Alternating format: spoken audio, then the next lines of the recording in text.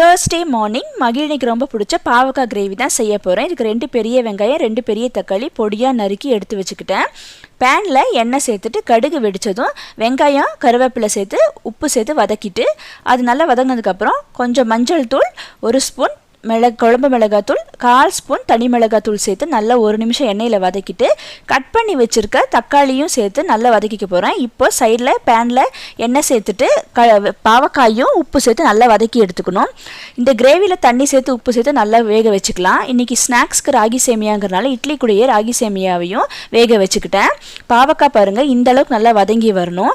இப்போ இந்த கிரேவியில் தேங்காய் பேஸ்ட் சேர்த்து 5 நிமிஷம் கொதிக்க வச்சதுக்கப்புறம் பாவக்காயும் சேர்த்து திரும்பி ஒரு 5 மினிட்ஸ் கொதிக்க வச்சு இறக்குனா கிரேவி ரெடி ஆயிரும். எங்களுக்கு சப்பாத்தி தான் போட்டேன்.